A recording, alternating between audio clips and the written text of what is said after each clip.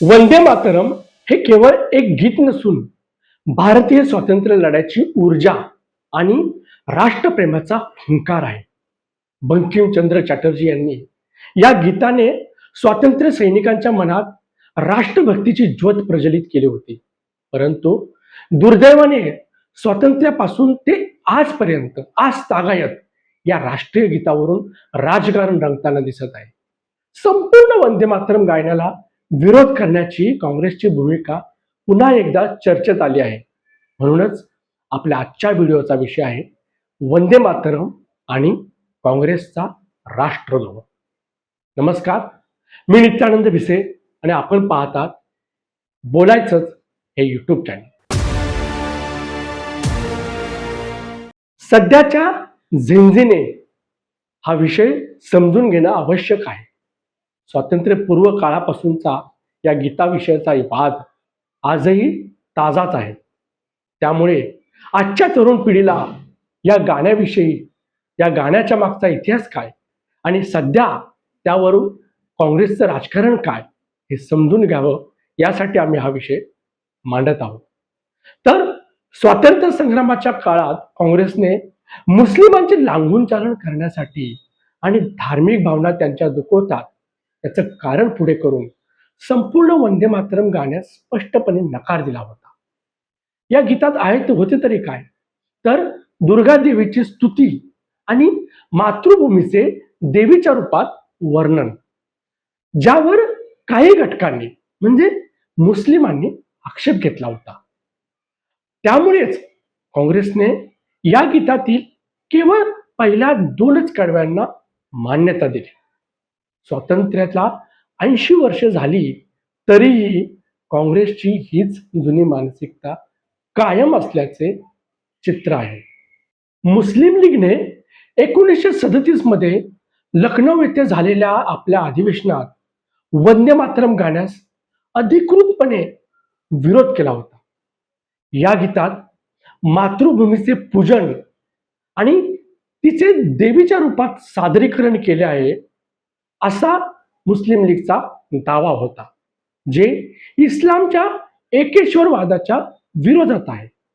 या विरोधानंतर 1937 मध्ये काँग्रेसने वंदे मातरमच्या या गीताची पूर्ण छाननी केली आणि त्यातील धार्मिक प्रतीके किंवा आक्षेपार्ह वाटू शकणारा भाग वगळला आणि केवळ गाण्यातील पहिली 2च कडवी ही राष्ट्रीय बैठकांमध्ये गाण्यात येतील असा निर्णय घेतला.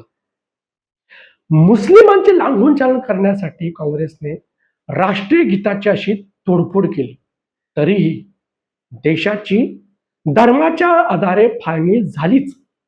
मुस्लिमांनी पाकिस्तानची निर्मिती केली.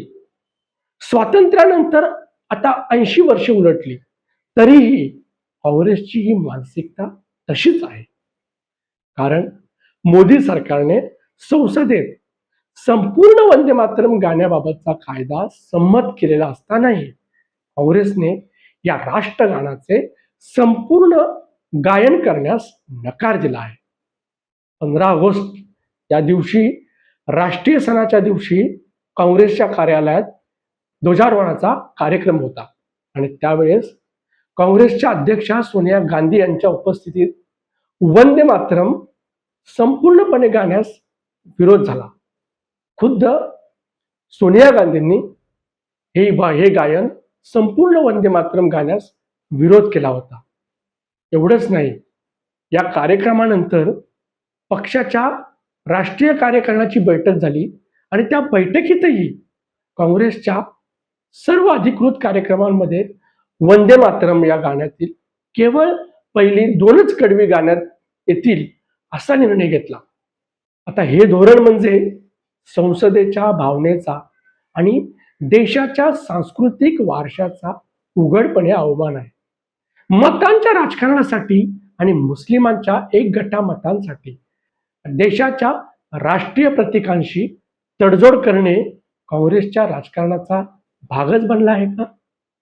भारत जिथे आपली संस्कृती आणि परंपरा यांचा अभिमान बाळगत पुढे जात आहे, तिथे काँग्रेसचा हा निर्णय इतिहासातील चुकांची पुनरावृत्ती करणारा ठरत आहे असं वाटत नाही का? राष्ट्रभक्ती आणि राष्ट्रीय स्तुती ही कोणत्याही राजकीय पक्षाच्या सोयीनुसार किंवा धार्मिक आक्षेपानुसार बदलता कामा नयेत. वंदे मातरम हे संपूर्ण गायन भारताच्या एकात्मतेचे प्रतीक आहे. त्यामुळे हे गाणे, संपूर्ण गाणे याला विरोध करणे आणि त्याला राजकीय स्वार्थासाठी अर्धवट स्वीकारणे हे देशाचा आदर आणि अस्मितेला तडा देणारे आहे. असो, तुम्हाला हा व्हिडिओ कसा वाटला हे आम्हाला नक्की कळवा.